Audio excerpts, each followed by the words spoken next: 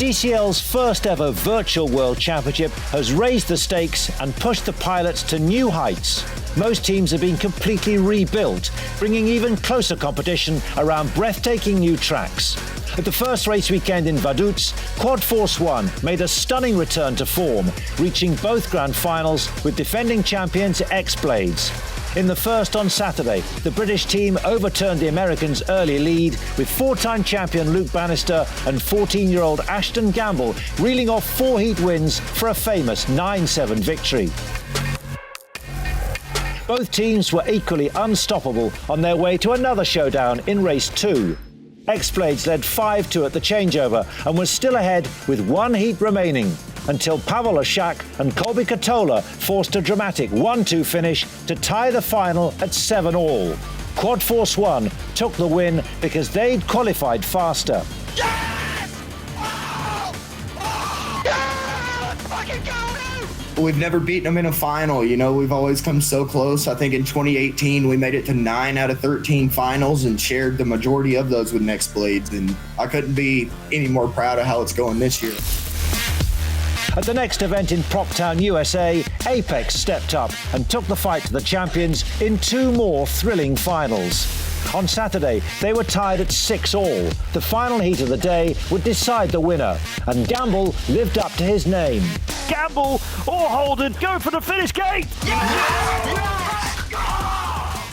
All the pressure's on, but that's my favorite thing when it's like all the pressure, all or nothing. It's neck and neck, you know, it's just you see all the quads together pretty much. And my team just like, go faster! And sure enough, we made it happen. But over 2 new tracks in Sunday's race, Apex responded with a whirlwind attack and scored a brilliant last-minute victory. After Min Chan Kim, the track record holder, and Kilian Rousseau had given X-Blades a 5-3 lead, it looked all over, especially when Bannister and Gamble came home first and second to make it 7-3. Enter Thomas Petersons, playing a captain's role for Apex to win 5 heats in a row. We come up to the last parts of the Virtual Drone Grand Prix at Proptown, USA, with Petersons in the lead. Gamble and Bannister going in, and Holden has moved up, and Petersons has won it for Apex. Petersons had also been the star in the semi-finals, taking 4 heats against Falcons and their 12-year-old inspiration Min Jae Kim.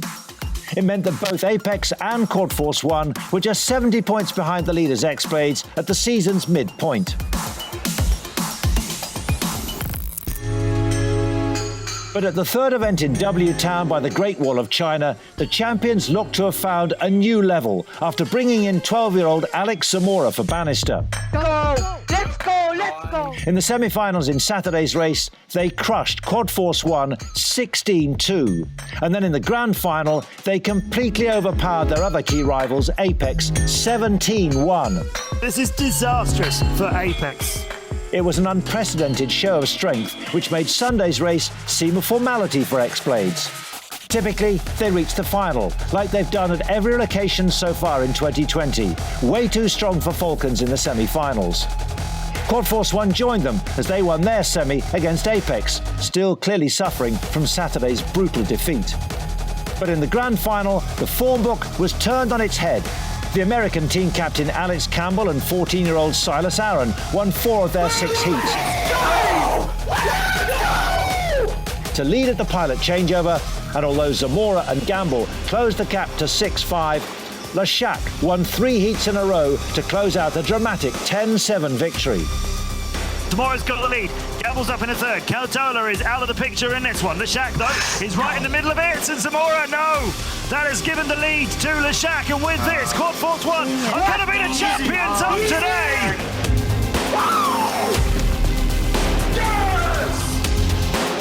Oh my god. Yeah, man, I just couldn't be happier to win another race for DCL. I've never thought that we would actually do it today. Quad Force One have closed the gap to Apex in third, but despite losing the final, X-Blades have increased their lead in the championship. But there are 500 points on offer at the final race weekend in Switzerland in October, so any one of the top 3 teams can still win the championship.